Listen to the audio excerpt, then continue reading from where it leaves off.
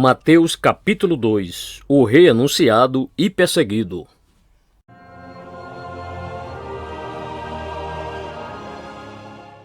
Versos 1 e 2.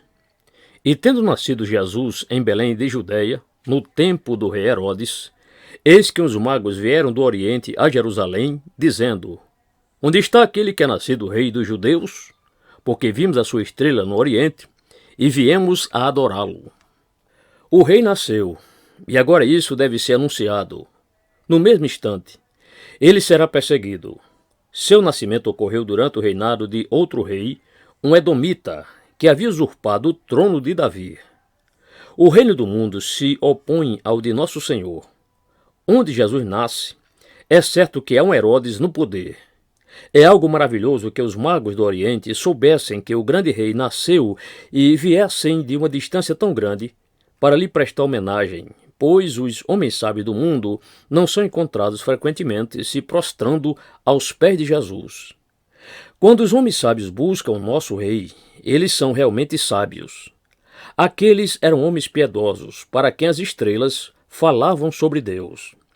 Uma estrela em comum indicava o nascimento do homem prometido, por quem muitos, em todas as terras, aguardavam.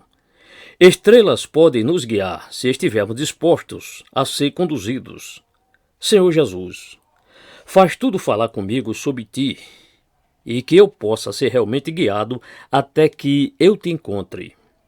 Os sábios não estavam contentes em ver a sua estrela, eles precisavam vê-lo, e vendo, eles deveriam adorá-lo.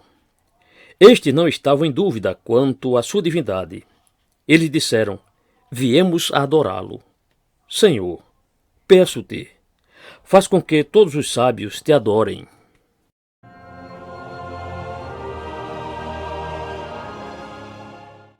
Verso 3. E o rei Herodes, ouvindo isto, perturbou-se, e toda Jerusalém com ele. Herodes é expressamente chamado de o rei Herodes. Nessa característica, ele é o inimigo de nosso rei. Estão em um estado triste aqueles para quem o Salvador é um problema. Alguns, como Herodes, estão preocupados porque temem que perderão posição e honra se a verdadeira religião fizer progressos. E muitos têm um medo inexplicável de que a presença de Jesus os prive de seus prazeres ou os convoque a fazer sacrifícios indesejáveis. Ó tu, que és o Rei do céu, tu não causas problema a mim, tu és a minha alegria. Veja a influência de um homem.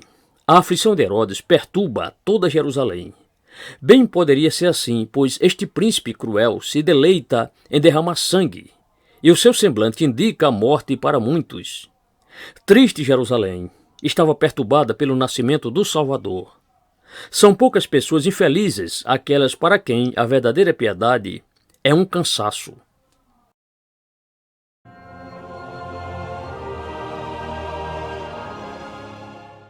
Verso 4. E, congregados todos os príncipes dos sacerdotes e os escribas do povo, perguntou-lhes onde havia de nascer o Cristo. Quando o rei terreno lida levianamente com teologia, isso não prediz nada de bom, pois, em verdade, Herodes, entre sacerdotes e escribas, ainda é Herodes. Alguns homens podem se tornar bem instruídos por suas Bíblias e ainda se tornar piores por aquilo que descobrem. Como Herodes, eles fazem mau uso do que aprendem, ou, como aqueles escribas, eles podem saber muito sobre o Senhor Jesus e ainda assim não ter o coração inclinado a Ele.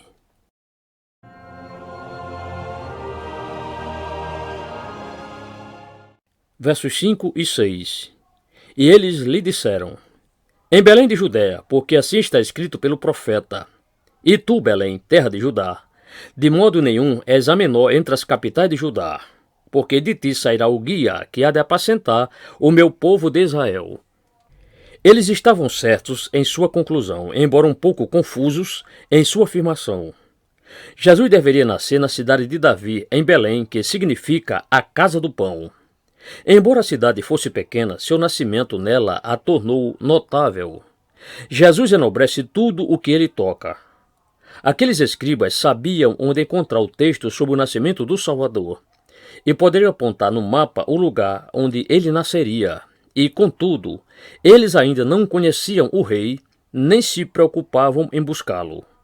Que nunca seja o meu caso, ser um mestre de geografia, profecia e teologia bíblica, e ainda assim carecer daquele de quem a Escritura fala.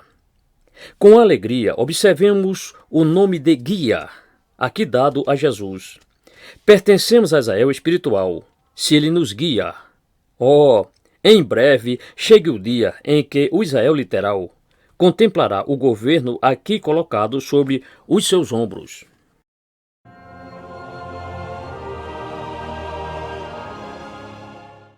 Verso 7. Então Herodes, chamando secretamente os magos, inquiriu exatamente deles acerca do tempo em que a estrela lhes aparecera. Nós nos deleitamos com inquiridores minuciosos, mas o inquiridor em questão era um tipo muito mau. Muitos investigam as coisas santas para que possam ridicularizá-las ou se oporem a elas. Que vil diligência é essa? Quando inquéritos muito secretos são feitos, nós podemos suspeitar que algo está errado e, no entanto, nem sempre é assim. Porém, a verdade não teme a luz. Se os homens questionam secretamente ou não, estamos prontos para lhes fornecer as informações sobre o nosso Senhor e, mais do que isso, sobretudo, o que lhe diz respeito.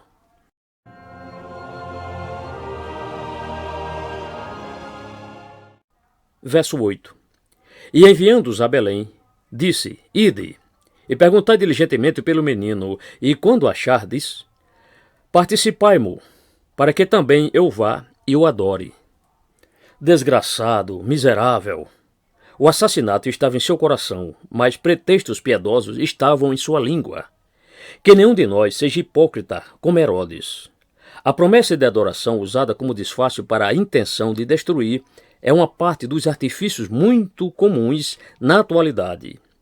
Observe que os sábios nunca prometeram voltar a Herodes. Eles provavelmente perceberam que todo aquele zelo ansioso não era tão puro quanto parecia. E seu silêncio não significa consentimento. Não devemos acreditar em todos aqueles que fazem profissões de fé extravagantes, nem fazer tudo o que eles pedem, para que não os ajudemos em algum mau propósito.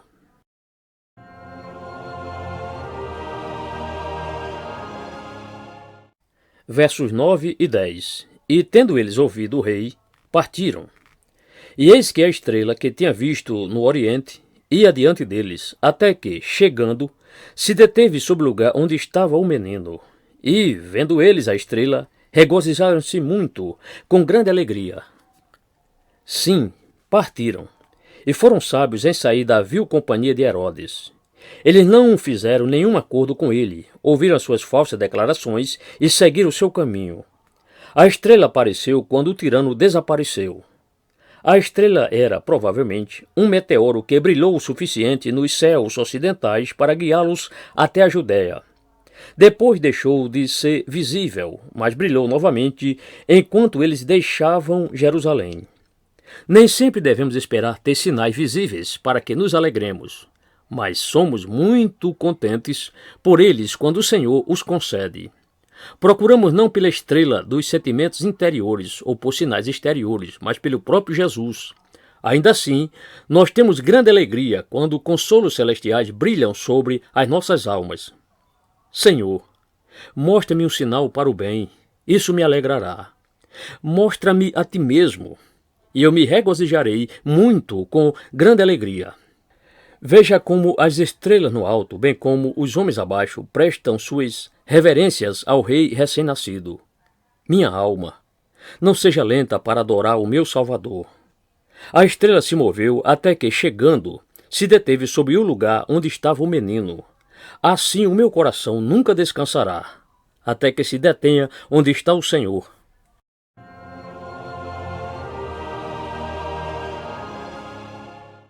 Verso 11. E entrando na casa, acharam o menino com Maria sua mãe, e prostrando-se, o adoraram. E abrindo seus tesouros, ofertaram-lhe dádivas, ouro, incenso e mirra. Aqueles que buscam por Jesus o verão. Aqueles que realmente o veem o adorarão. Aqueles que o adoram consagrarão seus bens a ele. O ouro e as especiarias foram apresentados não a Maria, mas ao menino. Os sábios mantiveram seus bens guardados até que viram a Jesus e depois abriram os seus tesouros. Mantenhamos o nosso amor e o nosso santo serviço diante de nosso Senhor e nunca desejemos expô-los diante do mundo. As ofertas dos homens sábios eram nobres, com um toque sacerdotal nelas: ouro, incenso e mirra. Essas ofertas preciosas, especialmente o ouro, ajudariam José e Maria a suprirem a nobre criança, que tão cedo foi perseguida. Deus trouxe os provedores do Extremo Oriente para suprir as necessidades de seu filho. Lembre-se de que o Onipotente tem servos em todos os lugares. Antes que o bebê partisse para o Egito, os sábios orientais pagariam as suas despesas. Senhor, tu terás a minha adoração e as minhas ofertas, pois tu és o único monarca da minha vida, e eu ajudarei a tua causa missionária, para que, quando tu fores para a África com o teu evangelho, minhas ofertas possam ir contigo.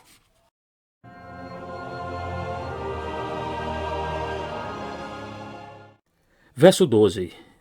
E sendo por divina revelação avisados em sonhos para que não voltassem para junto de Herodes, partiram para a sua terra por outro caminho. Provavelmente, ele já suspeitava um pouco de Herodes e, por meio de um sonho, o Senhor conduziu seus pensamentos ainda mais nessa mesma direção. Os sábios precisam ser avisados por Deus. Quando eles o são, mudam seus pensamentos imediatamente. Apesar de terem planejado voltar por um caminho, eles vão por outro. Eles não demoraram, mas partiram para a sua terra por outro caminho. Oh, que eu nunca seja desobediente a uma sugestão vinda do trono. Guia-me-ás com o teu conselho. Salmo 73, verso 24.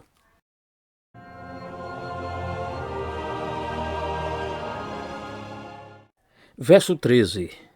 E tendo ele se retirado, eis que o anjo do Senhor apareceu a José em sonhos, dizendo: Levanta-te, e toma o menino e sua mãe, e foge para o Egito, e demora-te lá, até que eu te diga, porque Herodes há de procurar o menino para o matar.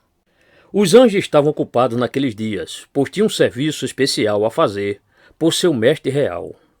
A elevada responsabilidade de José, então guardião do menino e sua mãe, o envolveu em cuidados e fez dele um exilado de seu país. Não podemos esperar servir o Senhor e ainda assim ter uma vida fácil. Devemos alegremente peregrinar em meio a um deserto. Se nós temos que realizar um serviço ao nosso Deus, e devemos permanecer em exílio, se necessário, e nunca ousar retornar até que o Senhor nos envie as nossas passagens de volta. Nossas ordens são: demora-te lá, até que eu te diga. Os servos do Senhor devem aguardar sua palavra antes de fazerem algum movimento, seja ir para outro país ou voltar para casa. Esperar é um trabalho árduo, especialmente quando a espera é no Egito, mas é seguro permanecer até que recebamos ordens para marcharmos.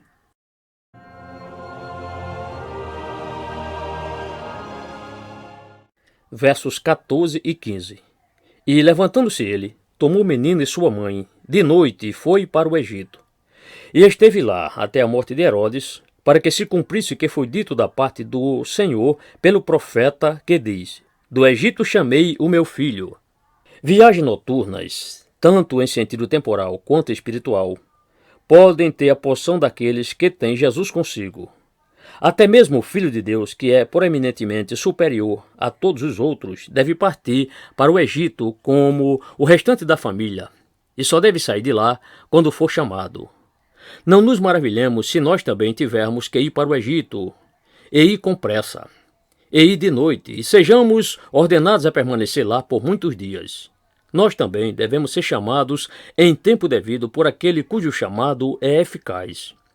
O anjo que nos leva para o Egito será o mesmo que nos trará a palavra quando for o tempo de retornarmos de lá, pois todos os nossos tempos estão nas mãos do Senhor.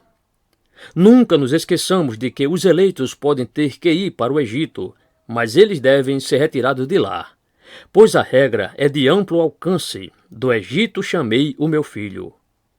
Como as profecias marcam o caminho de nosso Senhor desde o começo. O rei de Israel sai do Egito, assim como Moisés. aqueles que nos dias de Moisés foi rei em Jesurum.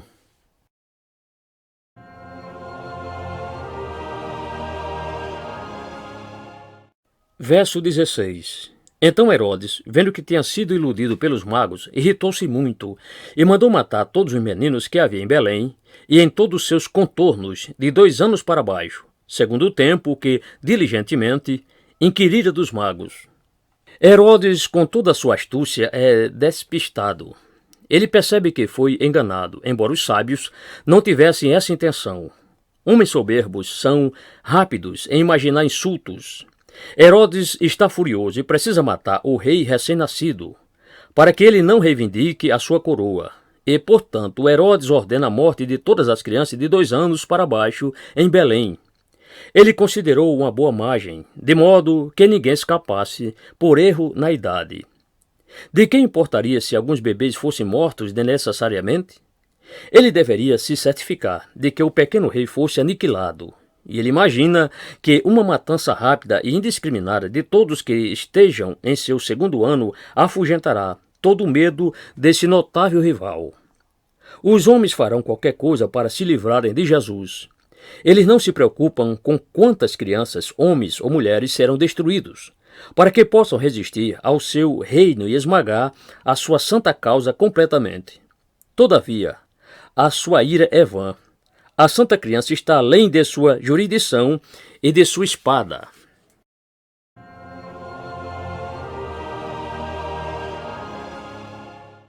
Versos 17 e 18. Então se cumpriu o que foi dito pelo profeta Jeremias, que diz: Em Ramá se ouviu uma voz, lamentação, choro e grande pranto. Raquel chorando seus filhos e não querendo ser consolada, porque já não existem. Nosso príncipe pisa em um caminho pavimentado por profecias. Ainda assim, veja que tribulações ele sofreu em seus dias de infância. O profeta das lágrimas prediz o pranto pelos inocentes. Jesus é a causa inocente da morte de muitos inocentes. Os homens dizem que a religião tem sido a causa da crueldade e do derramamento de sangue. A honestidade deve obrigá-los a admitir que não é religião, mas a oposição à religião que tem feito isso. O quê? Culpar Jesus porque Herodes buscou matá-lo e assim fez tantas mães chorarem por seus bebês mortos? Que 3 gotas de fel são estas: lamentação, choro e grande pranto. A mistura desses 3 é muito comum. Muitas, como Raquel, ainda choram, porém as santas mulheres que conhecem ao Senhor Jesus agora não dizem que seus pequeninos já não existem. Elas sabem que seus filhos existem e sabem onde eles estão e esperam encontrá-los novamente na glória. Certamente essas mulheres poderiam ser consoladas se apenas soubessem que, embora seus filhinhos estivessem mortos, o amigo das crianças tinha escapado e ainda vive para ser o salvador de todos os que morrem antes que cometam transgressão pessoal.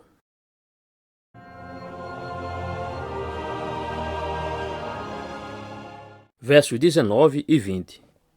Morto, porém, Herodes, eis que o anjo do Senhor apareceu num sonho a José, no Egito, dizendo: Levanta-te, e toma o menino e sua mãe, e vai para a terra de Israel, porque já estão mortos os que procuravam a morte do menino. Anjos outra vez, sim, e eles ainda estão ocupados em volta do amado do Senhor. José ainda vigia em sua honrosa responsabilidade, assim como no passado José cuidou de Israel no Egito. Observe a ordem que a família é apresentada: o menino e sua mãe. O Senhor é colocado em primeiro lugar. Aqui não é como em Roma, a virgem e o menino. É repugnante ao anjo mencionar o nome de Herodes, mas disse: já estão mortos. Tal miserável não merecia ser nomeado por um santo anjo. Herodes tinha ido ao seu próprio lugar, e agora o Senhor traz de volta ao seu lugar aqueles que haviam sido exilados. Em vez de matar Jesus, o tirano está morto. Com a espada na mão, Herodes perdeu a criança, mas, sem uma espada, o pai dessa criança atingiu o seu coração. É um alívio para o mundo quando alguns homens morrem. Certamente foi assim no caso de Herodes. Aqueles que afastam o nosso rei de si mesmo não são susceptíveis a viver por muito tempo. Minha alma, reflita sobre as lições da história a respeito dos adversários do rei.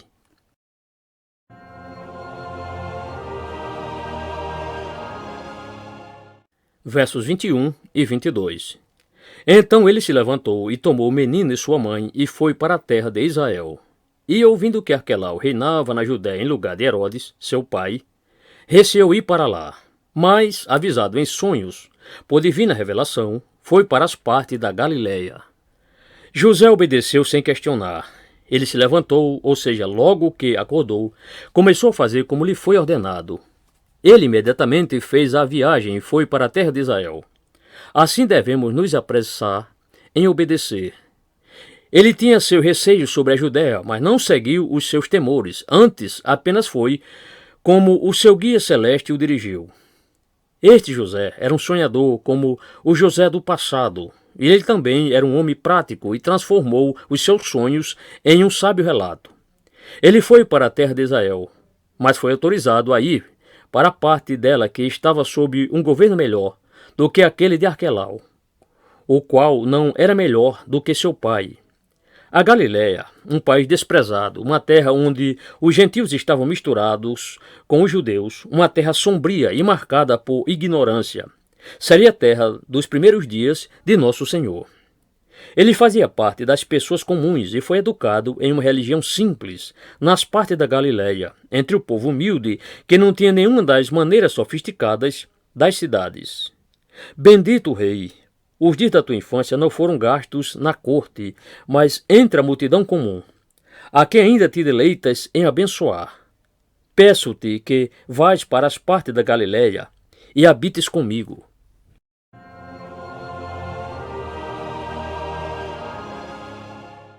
Verso 23. E chegou, e habitou numa cidade chamada Nazaré, para que se cumprisse o que fora dito pelos profetas. Ele será chamado Nazareno. Nosso Senhor foi chamado de Netizar, o ramo.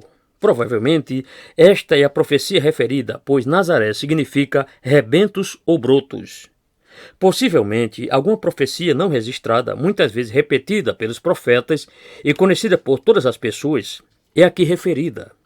Certamente, ele foi chamado Nazareno tanto por judeus quanto por incrédulos agressivos.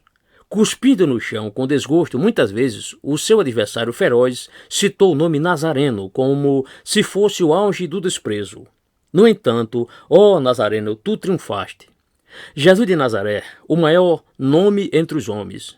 Ó Senhor, meu Rei, como tu és desonrado por teus inimigos, assim tu és adorado por teus amigos com todo o seu coração e toda a sua alma. Enquanto outros te chamam de Nazareno, nós te chamamos de Jesus, o Senhor, Rei dos Reis e Senhor dos Senhores.